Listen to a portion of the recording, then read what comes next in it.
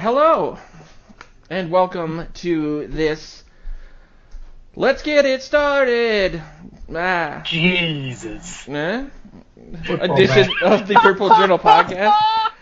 I wanted to.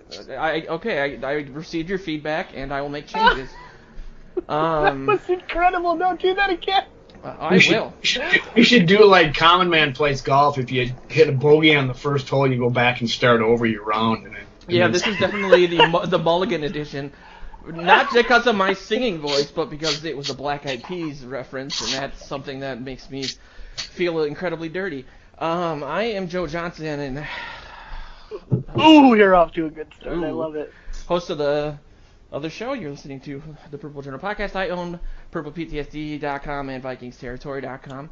I am here with, and only with this person. The other person is going to be shunned the rest of the show. Joe Oberly, who writes for Purple PTSD, Vikings Territory, the Sports Post, and who I think has kind words for me trying out new things, right? Football's back, baby. Let's go with that. There you go. I'm excited for once. I'm usually so, not cautiously optimistic, but, kind of nervous. And I'm actually turning over a new leaf, and I want to be excited about the season, about the game on Sunday. We got a lot of content we're churning out, and that we'll talk about. But also, I should probably allude to Luke. He is here, actually, just for this last week. Listen, we're all excited about the season, and you express it however you feel is best. You live your best life. Thank you. I'm living my truth. Luke writes for Purple PTSD. He writes for the Vikings Territory. He also co-hosts the Pocket Protectors podcast on the Climbing the Pocket network.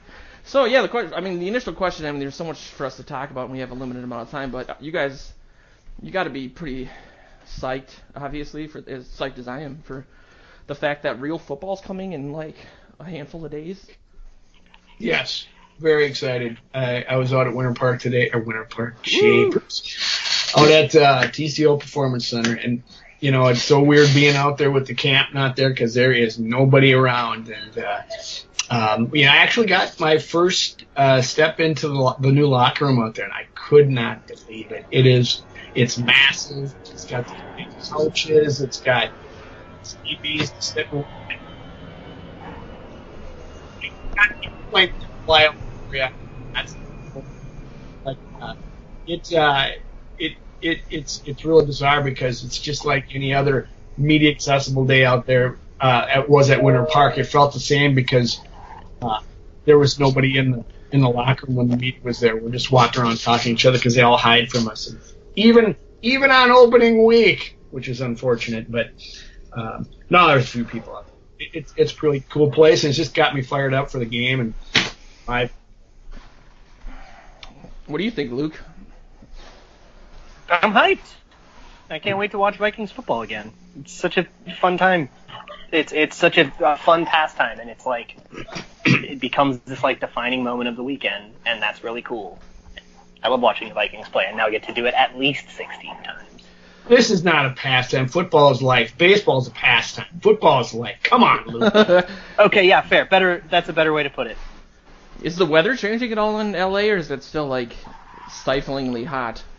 Nah, it's all right now. It's kind of a nice. It's like this is the period, this like few months of the fall where it really is like perfect. Yeah. And then it drops to like the 50s, and then sometimes it gets to like 110. But right now it is perfect. Yeah, it's you can tell it's football season outside. I did want to mention that our show has sponsors still. Some of our regular listeners probably thought our sponsors bailed after a couple of episodes. Maybe they'll bail after my intro, but the show is brought to you by Pro Football Focus and also by Revitalites. And we also wanted to plug a new segment that we're doing. Last season we did a prediction for every game, score prediction. Me and Joe did what we thought the score was going to be, and then Luke would tabulate the numbers, and then we would kind of carry it over game to game. I did terrible. I think I lost by the largest amount possible. Mathematicians are still crunching the numbers to figure out how I did so bad. But Luke, you also last year you did like bold predictions for the game. We're going to do something a little different this year. Actually, if you want to just tease it, and then we'll kind of get into that when we do predictions later, since it was your baby, and I'm probably going to do equally terrible at that as I did at everything else. Yeah, you just teased it, Joe. If people want to hang around to the end of the show, they can find out how they can get involved, and there you go. And they can participate in it this year and beat Joe Johnson by even more points than. So basically, we're opening it up so I not only lose to you, I lose to like thousands of people. Yes, perfect. I like it. Best tease ever.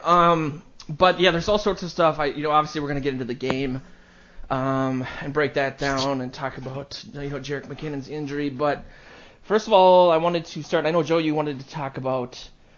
There was kind of another loss in the Vikings family this week, and it was somebody that I think you've met personally too, that you had a couple stories about. Yeah, Fred Zamberletti passed away after he had been sick for a little while. I mean, he'd been having troubles the last few years, but then took a turn for a worse about a week ago, and he finally passed away. And it's sad news because he's like you probably know by now, he's the oldest, person affiliated with the team. I think 58 years he was. Wow. I think that's what they said he's been with him, and he's been with him since day one. He was a trainer back in the day, and lately just kind of a historian and all-around nice guy that still I'd see him at the games all the time. But just a couple things from me that I remember him. I mean, about 20 years ago, I was Mankato's contract was up again for training camp, and there was all this talk about them moving. I think what's his name? Her favorite owner, Red McComas, wanted to move him to South Dakota or some strange thing, so I went down there to write a piece for this magazine called Minnesota Calls about what it was like growing up with the Vikings training camp and stuff, and I finding people to talk to, and this guy didn't know. I wasn't a reporter much at that time. I was just doing it on the side, and Freddie talked to me, and he was just telling me how they loved it in Mankato because it was nice up on the hill, and they got the cool breezes, blowing in over the southern exposure they had up there, and it was one of the reasons why they stayed there. And he was just a nice guy to sit by and take time to talk to me. I've always appreciated it. And years later, I'd run into him at Vikings games, and for some reason, I said hi to him, and I didn't think he'd remember because we had only talked once, but he all of a sudden started talking to me again. He goes, "Yeah, how's it going?" And he somehow got me mixed up. He thinks I was from someone from Green Bay and from the Packers. And he was always asking me how it's going over in Green Bay. And I said, I don't know. And it's all right. I just kind of went with it rather than to correct him because I knew he wouldn't have remembered when we did talk. So, but all I can say is it's just that kind of guy. I mean, you walk in the room and he's one of those guys that makes you feel like $1 million. So it's going to be sorely missed over there. And it's been a tough spring and summer for him, losing the first Sperano and Tony Sperano, and now him. So did he have something to do with the museum, the Vikings museum that's out there? Because I know they said he's was the team historian too. Correct. Yeah, I don't know what his involvement was with the new museum that they have out at TCO, but he was the team historian, and was always the guy that would talk to writers about historical things and that they might be researching for a story. So what a great job. That's some more sad news. And I wanted to not necessarily break down the last preseason game, but get your guys' takes on the cuts that happened over the weekend. I know, Luke, you did a really great job this offseason and preseason kind of covering a lot of the bubble players, which really kind of brought a human element to it for people that read it. I read it. I thought, it's like when you watch that show on HBO when they do the cut days and you feel bad for all those guys. It was kind of the same sentiment. But I guess to start out just talking about the cuts, what was your guys' besides Robeson and Newman, what were the most surprising moves for you, either cutting or somebody making the team? Luke, obviously since you covered that, you should start us off.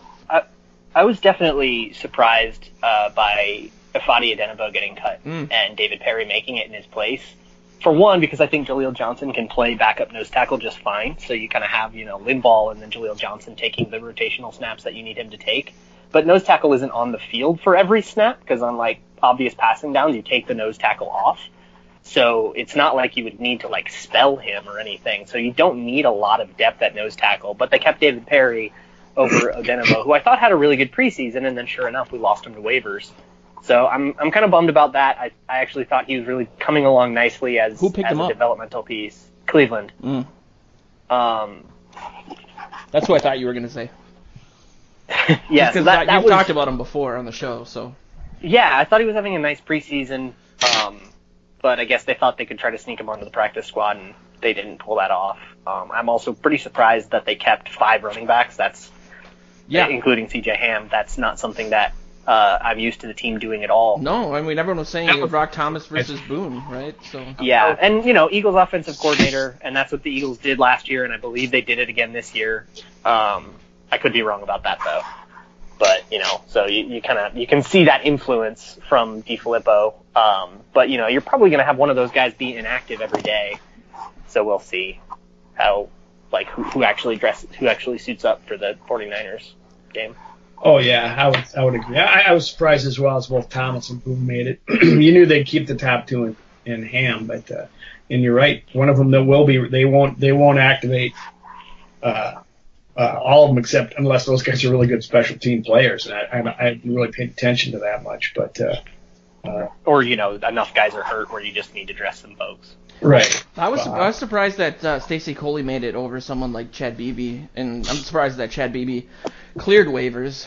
I know Coley was hurt, and he's obviously had more time with the team, but it seemed like such a logjam at the position, and there were so many guys kind of stepping up there that I was. Yeah, in the preseason and in camp, he kind of quietly played, I think, better than he got credit for. He played well enough to make the team for sure. He just was hurt and missed a lot of time, and then you kind of think, oh, can't make the club in the tub, so you kind of thought that they would just cut him by default. Yeah.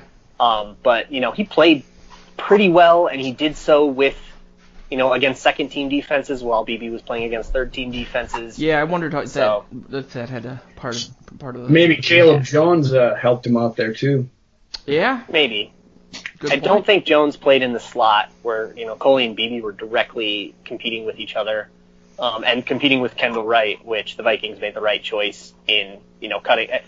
Coley and BB both outplayed Kendall Wright pretty substantially, so cutting Wright and keeping the other 2 in purple is definitely the right move.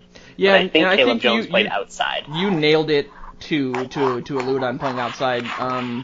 I think right after we got Wright, you talked about the fact that he's basically just a slot guy, and the fact that a Diggs and he never takes outside reps. Yeah, so he's limited, and we have guys, the 1s and 2 that play in the slot too. So maybe it just didn't make sense from the get go. And he doesn't play special teams, so Coley makes more sense because he can play special teams and Wright can't. Even if you think Wright's just slow to pick up the playbook and he'll get there and then be better than Coley. He can't play special teams, and you got to use those last spots on the 53 on guys that'll be useful to you on game day. So do you look at the Newman move specifically? If you had to point the finger at one guy that kind of was the catalyst for that, would it be Holton Hill playing at a level where they didn't want to get rid of him, and that was the impetus for that, or? It's got to be a confluence of things, because Holton Hill making playing well enough to make the roster, especially in the Tennessee game. I think he kind of had a little bit of a bounce back from a couple of rougher preseason games. From the returning to he actually had some really, really excellent looking snaps at corner. But then also, Mike Hughes' kind of emergence meant, okay, we don't need to spell the nickel position. We don't need Newman rotating in at the nickel position anymore. And, Iloka, okay, we don't need to move Newman to safety to get extra depth anymore. Yeah. And Anthony Harris and Aaron Curse have played well enough for that too. So you kind of lost the need for him. When he first got here, you needed him to kind of protect Trey Waynes because Waynes wasn't ready, and then you needed to protect Mackenzie Alexander because Alexander wasn't ready. And Mike Hughes doesn't look like he's going to have that problem, so you don't need to use him for that, and you have Mackenzie Alexander to kind of continue to provide competition for Hughes. You don't need him, and you would rather have a guy like Hill that can play on special teams than a guy like Newman who can't. So here's a question to kick it to Joe.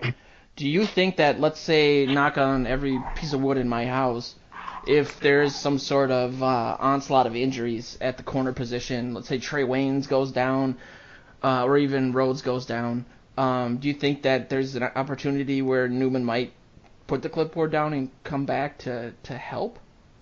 No, I thought I read yesterday that's in the bylaws. He cannot. I was wondering what the rules were for that. Yeah, I believe, I think once you're signed on as a coach or whatever, you cannot play. Because someone asked him that, or there was some story on it the other day I saw. And, now I suppose if you retired your position as a coach and they went and picked you up, I suppose that's something I don't know, but it seems like that those days are done by the sounds of it. And we kind of picked. Well, I mean, we talked about that. I was on the conference call for his 1 year extension. He didn't really allude to coaching. People brought that up, and he just kept saying he had like zero idea what his future was after football, but that he had to figure it out because it was his last year. But it's an awesome move. It was.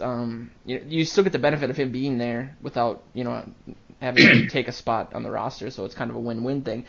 Nancy Alexander asking him what it's like to be coached up by Newman, and he says that's a little different, because he's saying some of the same things he's been saying always. So he's always been talking, but it just comes from a different perspective now, and I thought that was kind of interesting that suddenly this guy you've been trying to beat out and playing alongside for several years is your coach in an instant, and it's got to be a little bit different to wrap your head around, I think. It was cool that Iloka changed his number to kind of honor him too. That was a nice move.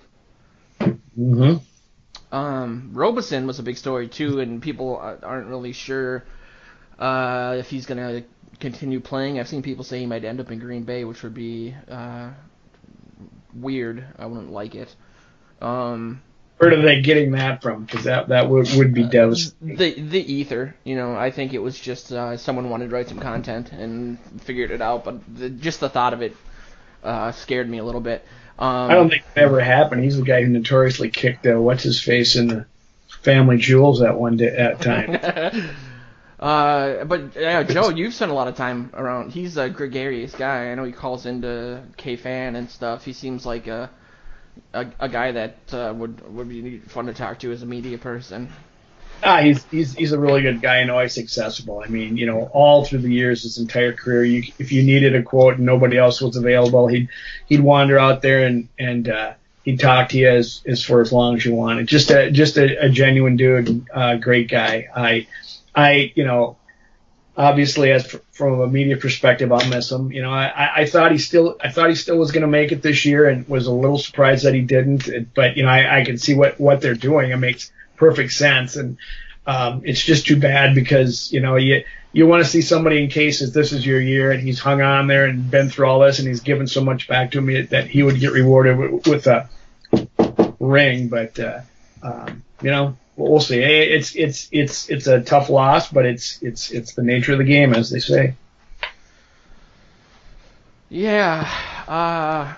They also announced some of the captains. Some of them are relatively obvious, like Kirk Cousins or Kyle Rudolph. I thought that the two interesting ones were Riley Reif and Anthony Barr, just with the contract stuff. I like that one, Barr. I like that call. That was great. You like that move?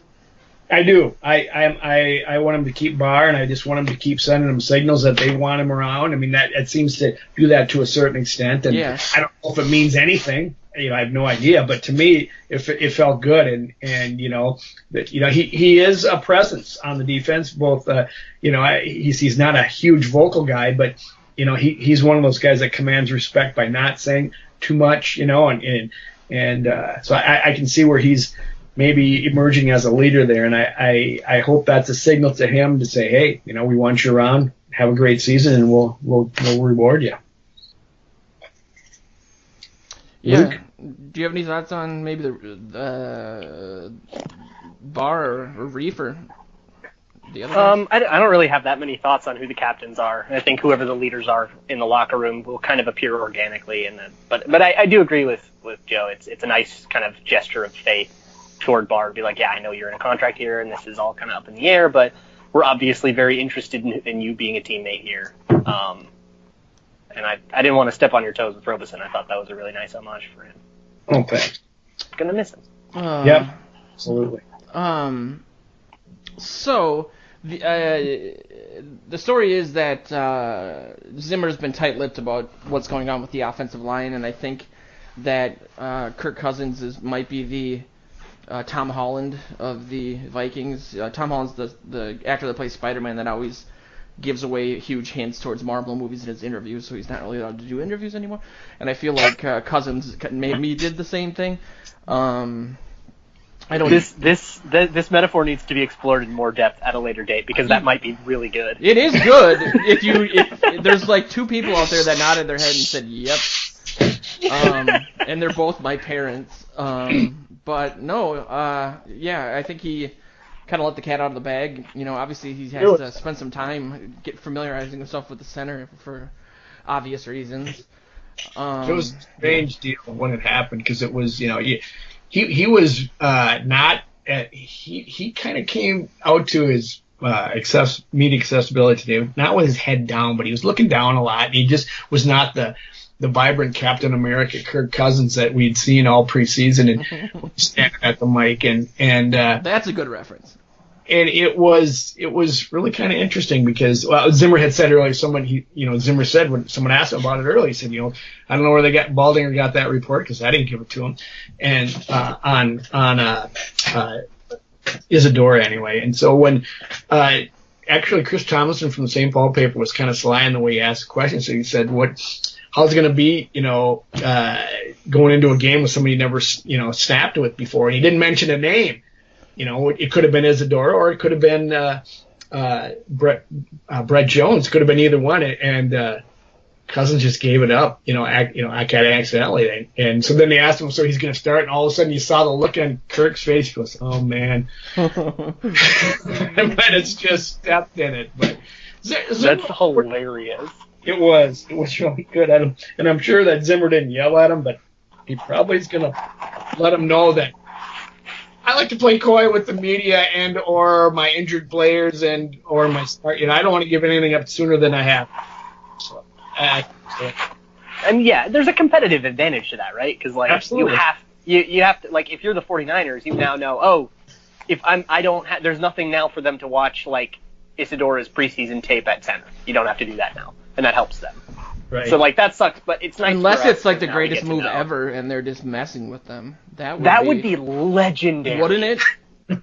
I would love that. Oh my god, the switcheroo! That would be so. He did pull that once with, I think it was in 2015.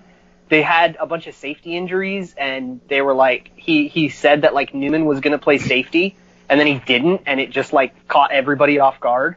I think that helped. Yeah. Do you think though, Luke? You know, and I know you pay a lot of attention to the line, and I guess I don't enough to really know this, so I'll ask. But how much different that's going to be? I mean, are your tendencies that much different from what you're going to do, or as a center? I mean, aren't you just going to hike the ball pretty much, and they're going to plow over who's ever in front of them? I mean, you know, is there that much difference that you can read in between those two, that they both played a half of that game? I think. So, yeah, you don't have a lot of tape on Isadora, obviously, but I think there is a difference insofar as Isadora being like a weakness you could exploit, because I did go back and watch that game, and he was definitely a liability, mostly on the mental side. He's like never played center, so right. Of course he was like struggling. He caused a false start by messing up the snap count. I think it got called on Aviant Collins, but it was like clearly his fault because the whole line moved but him. And he had a couple other like blocking issues, but not necessarily technique that you could. It was really like struggling to find the guy and get to the spot in time, you know, and it was just all very like getting his head wrapped around it. And then he slid back over to right guard later in the game and was just like clowning all over the threes, which I think he's proven that he doesn't belong with the threes for sure.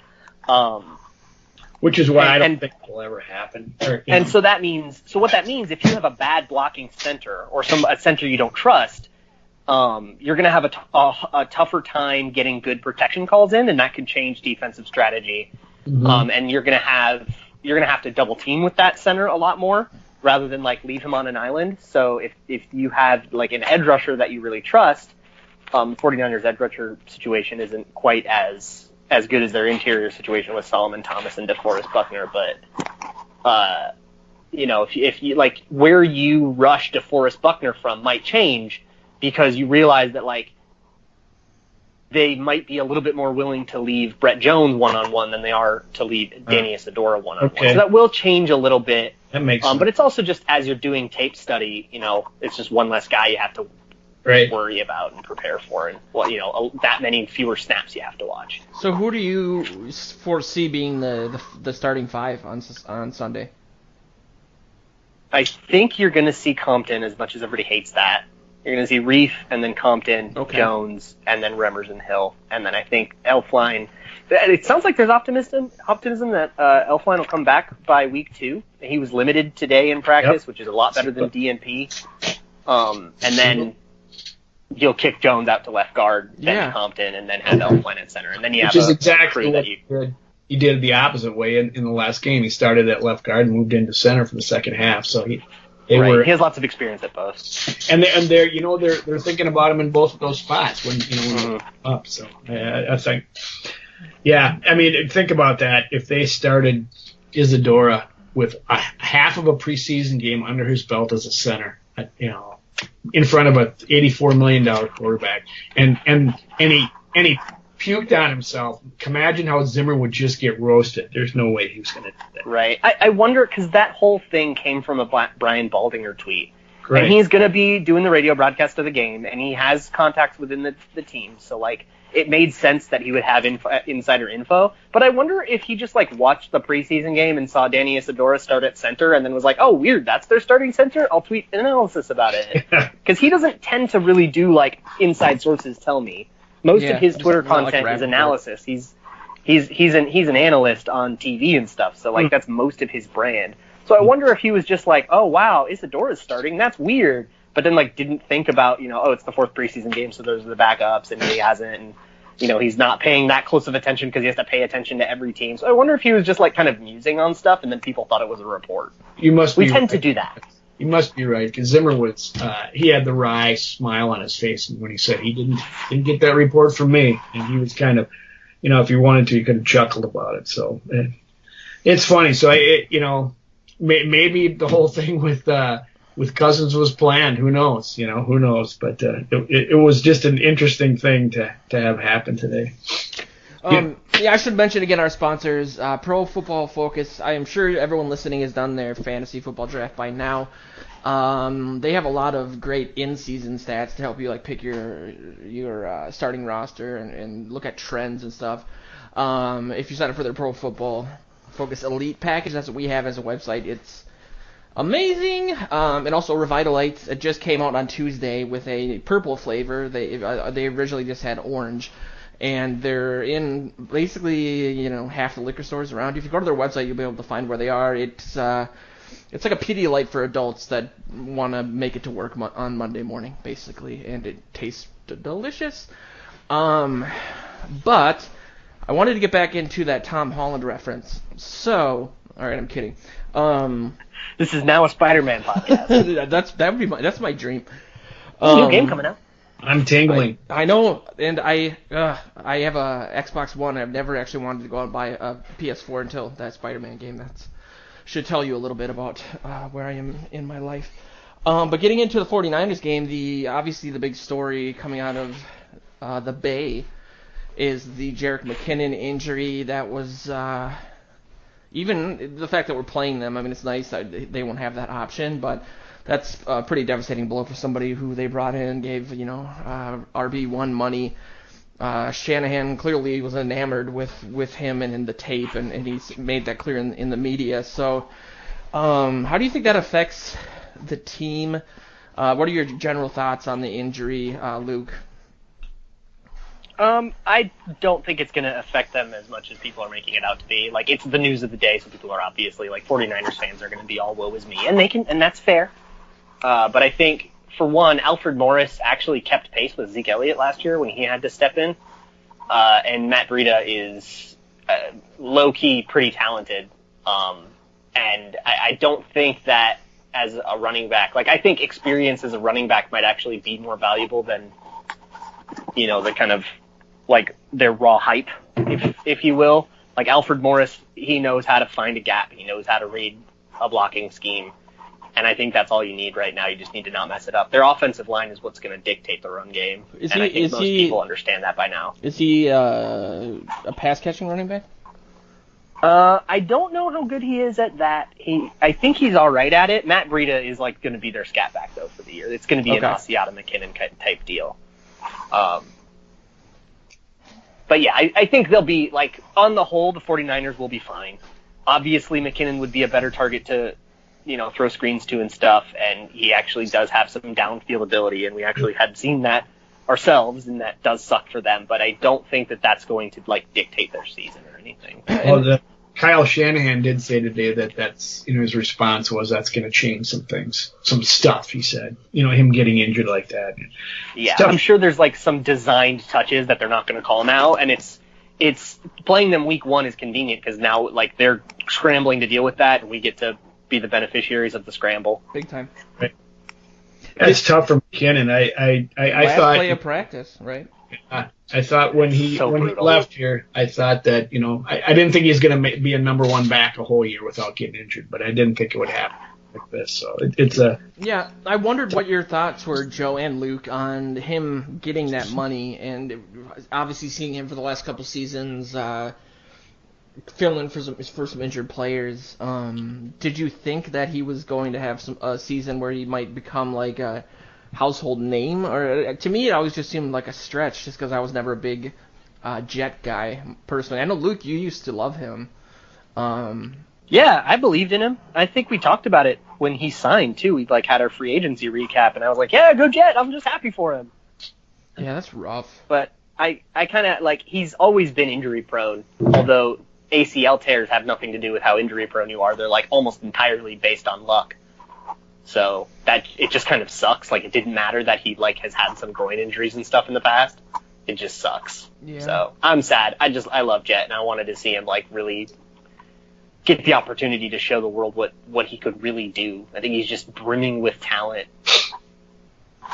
I think I saw some quotes from Zimmer about his thoughts on how good the 49ers were and whether or not the fact that they won out 5 games last season was going to carry over to this season. And I think Zimmer's made an reference to a Bengals team who did something similar and then went to the playoffs the next year. So he's giving them their due respect. But I wonder, before we kind of get into the keys to the game and predictions and stuff, what your guys' thoughts are, not having really seen anything so far this season on the 49ers as a contender in the NFC, or more generally, Garoppolo at quarterback and how good he is.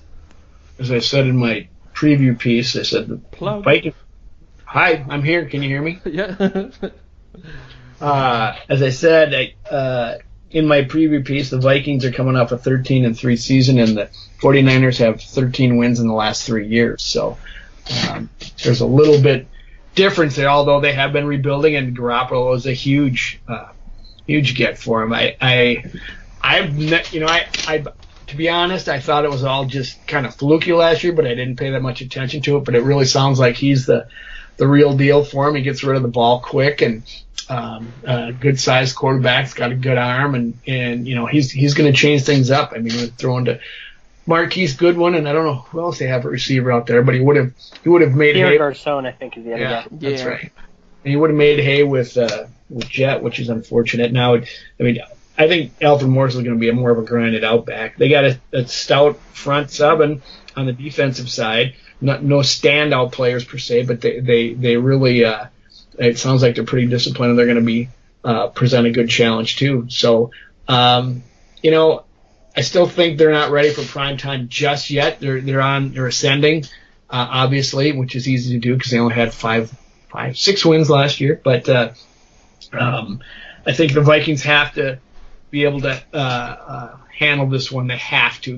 This is one they cannot get away. You cannot come out flat like they did in 2015 and not be ready to play. They have to be ready to go gangbusters and really, the last play that was in that stadium that was by their team was the Minneapolis Miracle. So the fans are going to be juiced on Sunday, and it's going to be, they have to come out and just really manhandle them and shut them down on defense, I think. And I think they will. I think the Vikings will be able to do it. But they'll have their hands full with Garoppolo. Yeah, I'm definitely a believer in Garoppolo. Even though, a lot of people are like, but the sample size. And the thing about, watching small samples and making declarations based off it is often there can be things in a small sample that, are hiding the real truth, right? I think of, Simeon's game versus the Broncos. There's this really excellent stat line. But it was this tiny sample that's dominated by a screen pass where he didn't actually make that good of a play, right? He just threw a screen. Yeah. So that kind of thing can tell you, oh, maybe the stat line is lying to us. For Jimmy Garoppolo, there's nothing like that. It's a whole lot of high difficulty throws that he nailed. It's a lot of, passing under pressure. He nailed that. A lot more variety in his passes than.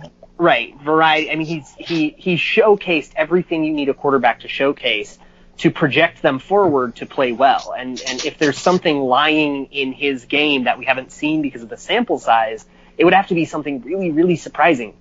So I'm a huge believer in Jimmy Garoppolo. I wouldn't be surprised if at the end of this season everybody in the world ranks Garoppolo over Cousins, and we look back at this game and say, yeah, the 49ers had the better quarterback.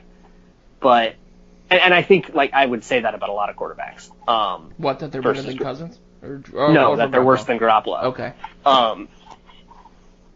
But surrounding him, they've made a ton of great moves with getting Shanahan and a lot of really high draft picks on the defense: DeForest Buckner, Solomon Thomas, Reuben Foster, who won't be playing in this game. But they were building from such a just devastated spot after everybody kind of exodused in 2014, 2015. And that whole, the kind of Harbaugh left and then everything fell apart and they dealt with what the Seahawks are dealing with now. And they were building from such a just crater that I think they still have a little bit of work to do before they're one of the NFC contenders. But I don't think that it will be very hard for them to do that in future years.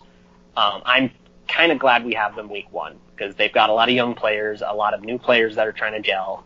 And I'm hoping that, they can come together a little bit slowly. They can have it all together by week two. But on the whole, that's kind of what I'm hoping that, the youth on the team is going to come into play week one more than it comes into play other weeks and give us an advantage. Absolutely.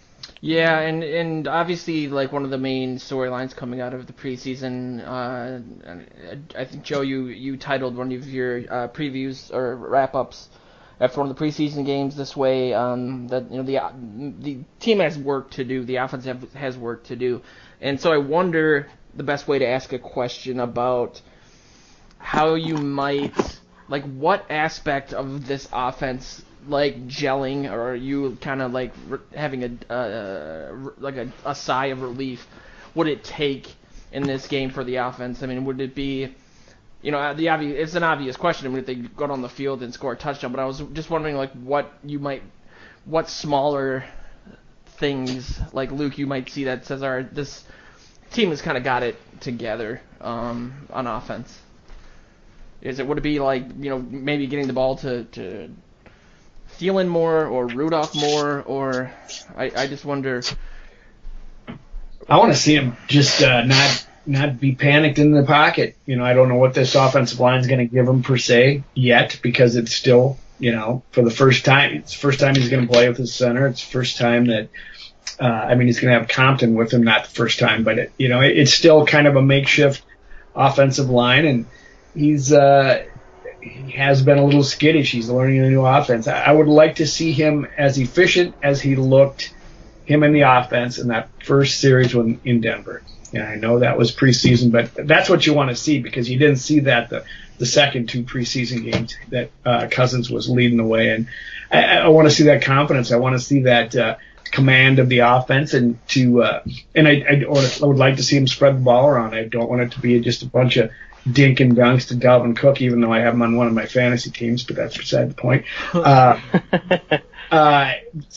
want, it would be nice to see more to Thielen, just to spread it around because that's the only way this offense to me is going to work. If he can get back there, has the time, go through his progressions, and really mix it up, because then Dalvin Cook's going to open up the play action for him, and Dalvin Cook's going to get his, and that happens, and then I'll be pleased with what I see. Yeah, and really quickly, I'll say for me it would be like a completion of more than 25 yards, maybe 2 of them, where that would imply that Cousins has both the time and the pocket presence to deliver a ball down the field. It looked like to me this preseason, outside of that first drive with with connection to Diggs, that they were really able to go down the field, and I wasn't sure if they were just hiding that or if it was because Cousins took a few relatively big hits in those games. But yeah, Luke, what are you looking for from this offense that'll make you feel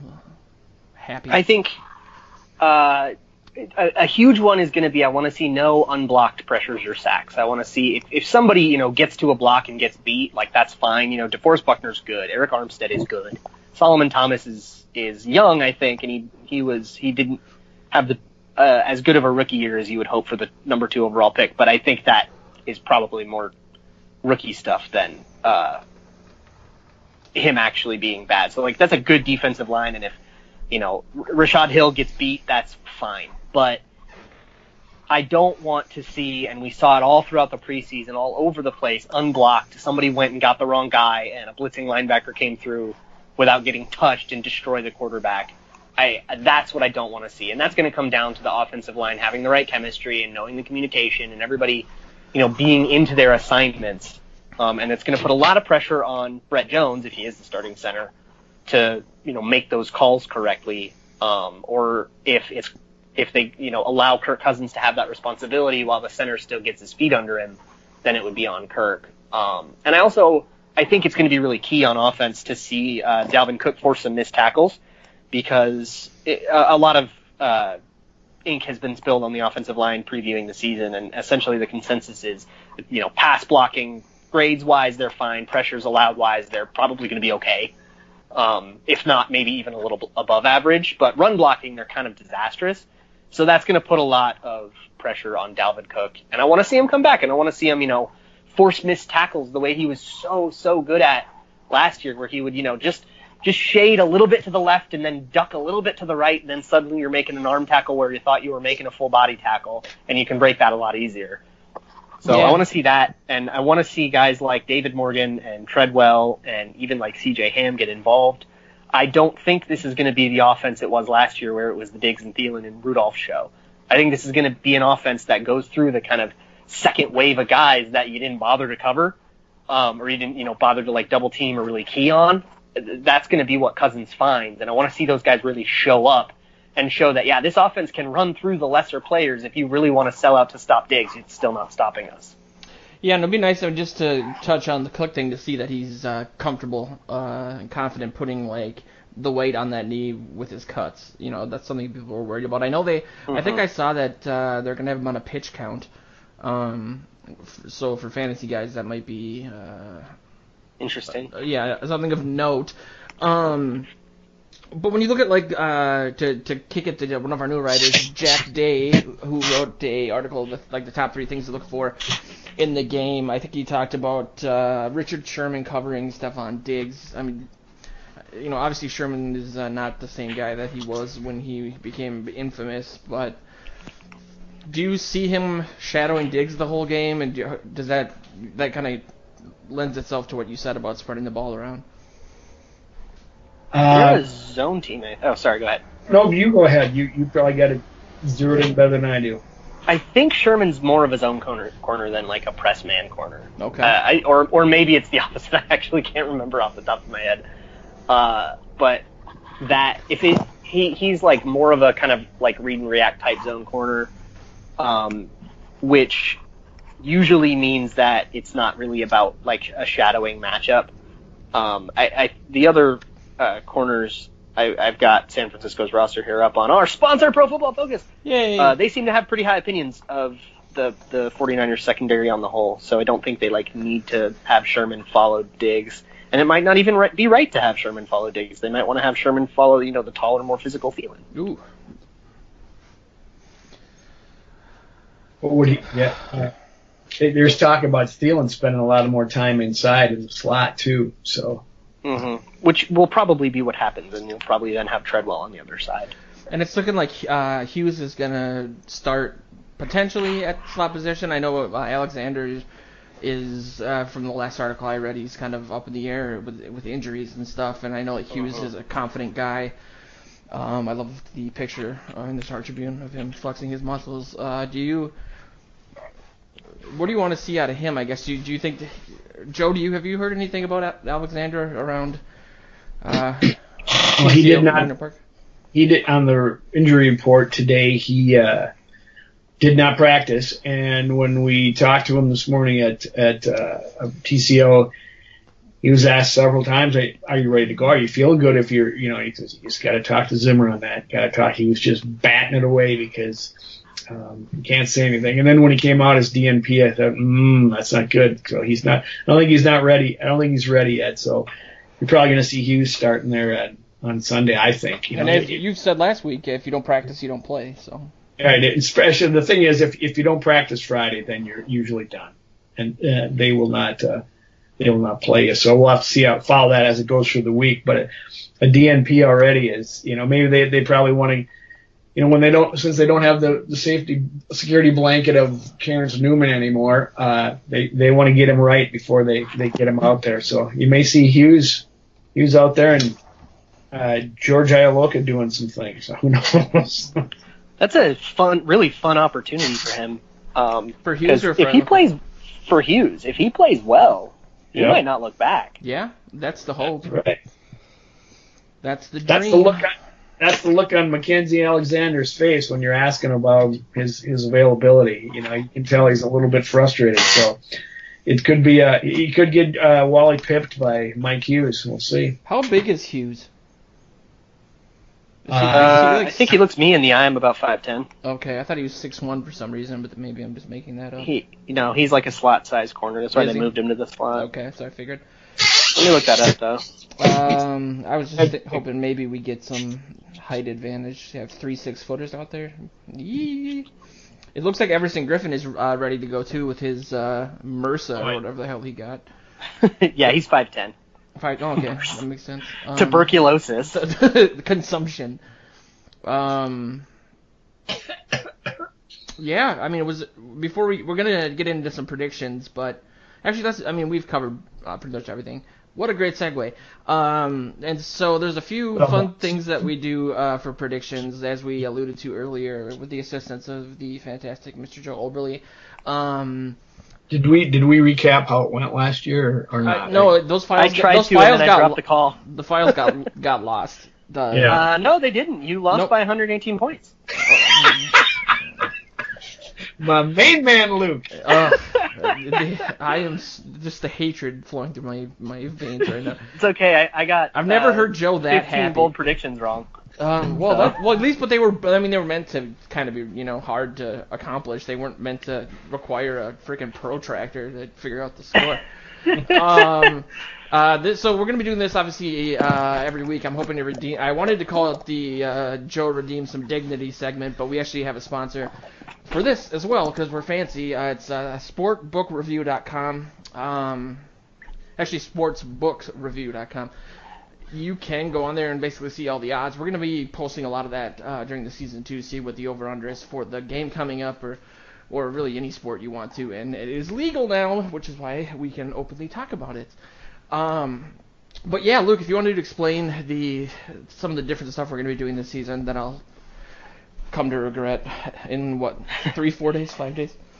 Yeah, so I have in front of me, we'll go through them in a little bit, but I have in front of me 5 over-unders for specific players. Kirk Cousins, Dalvin Cook, Harrison Smith, etc. And basically we'll go through, we'll pick the game, just win or lose, and I'll use yours from the points competition, and then pick one of these over-unders. And folks at home, if you want to participate and play along, you can also pick one of these over-unders, choose whichever one you want to stake your claim on, and then tweet at purplePTSD, or you can tweet me personally at Luke Braun NFL with your call of the game, so Vikings win or lose, and then which one of these over-unders, an over-under of any one of these that you want. And if you're right, you'll get a shout out on next week's show. And I'll throw this out there too. We'll go through randomly the number of people and pick somebody, and then I'll send them a Vikings garden gnome if they want. What? Yeah, let's make this real. Ooh, it matters. Yeah, now it just got real.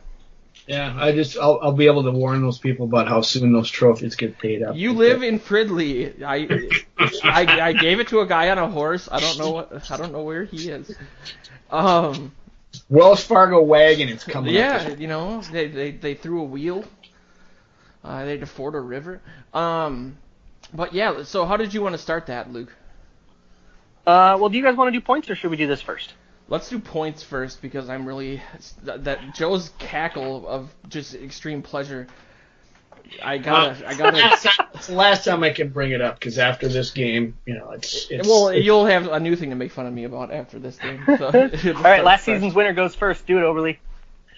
All right. Well, I put it out in my preview already. Like I talked about earlier, I think that the Vikings are going to be juiced in this one, and they're going to score some points. And I saw a stat today. I can't remember where I saw it, but if the Vikings defense holds the team to 21 points, I shouldn't even tell Joe this, because I can use it all year long. Their win percentage is great. So I've got a final: Vikings 27, the 49ers 20. So the defense, it might even be a little high on that defense. It could be.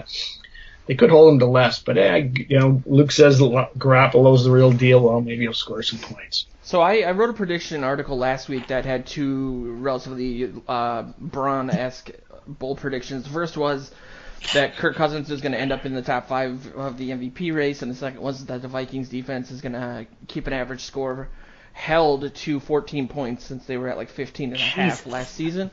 Actually 15.8, but I figured, basically the same guys going out there. They're going to kind of dictate the flow of this game. I think the offense is going to take some time to figure out what they're doing, whether or not they were, holding things back in the preseason or not game planning like we talked about, or they're just learning a completely new and extremely complicated system with a new quarterback and a bunch of new offensive linemen. So I think it's going to be a low-scoring game. I think people are going to maybe panic a little bit about the quarterback. He'll find his footing and everything. I think it'll be fine, but I think it's actually going to be 17-6, purple. Woo! With a missed field goal from Mr. Carlson. There's going to be a true leader in the clubhouse after this one. So me. It could be. Yeah, you guys are very far apart. Well, it's the Price is Right strategy too. I'm not messing around this year. Oh, okay, that's not how this works, but okay. So here's the over-unders. Here's the over-under options that you have, and you can pick an over and under on any one of these. If you send me multiples, I will just include the first thing you listed. So Kirk Cousins, over-under for the game, 274.5 yards and 1.5 TDs. So if he gets 275 and 2 TDs, you win. Sacks on Kirk Cousins, 1.5 sacks. Dalvin Cook, 80.5 rush yards. The Treadwell projection was hilarious, so I included it. It's exactly his rookie year, so 1.5 catches, 15.5 yards. If he beats his rookie year total in the first game, you win. That's the over. What happens if he gets more catches but less yards? Then that's the under. Okay. And Harrison Smith, 5.5 tackles, which may or may not be a good game for him, because if defensive backs are getting tackles, that usually means they have catches. So that's interesting.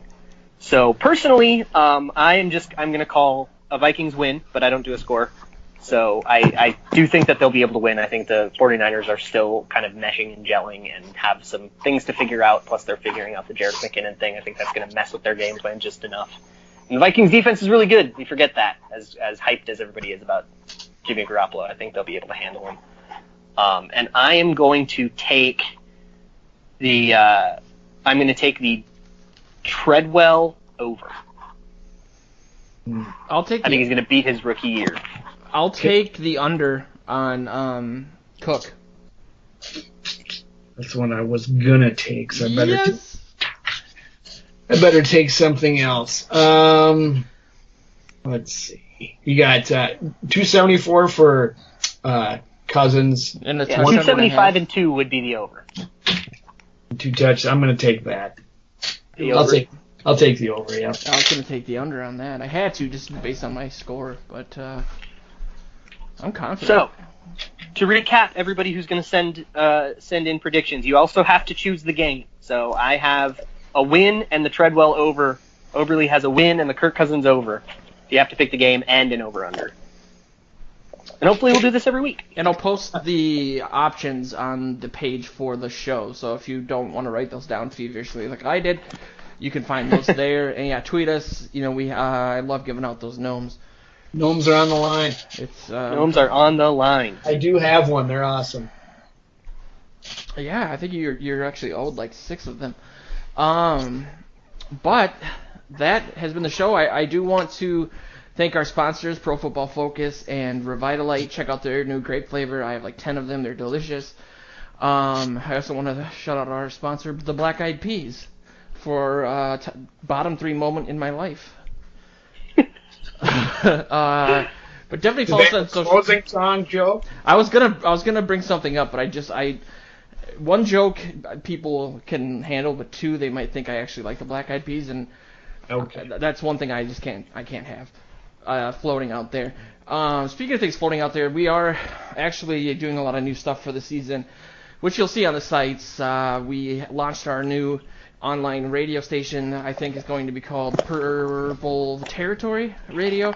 And we had our first show earlier tonight, which would be last night when you're listening to this, Wednesday night. We'll have a full schedule. Me and Joe are going to do a show called The Morning Joes. We're going to do a pregame and postgame show about the labor guys from Vikings territory.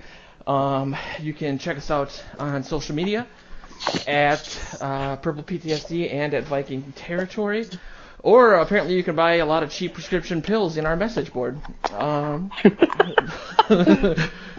But yeah, thanks for listening. We will be back next week. We're shooting to do the show live and then post it as a podcast. So keep an eye on that. We had some technical difficulties this week. But yeah, thanks again for listening. Hopefully the Vikings do well. Let's go get it. Let's get it started. You guys are supposed to say yeah, and you didn't. I love it. Yeah. Yeah. Yeah. This has been the Purple Journal Podcast. Skull.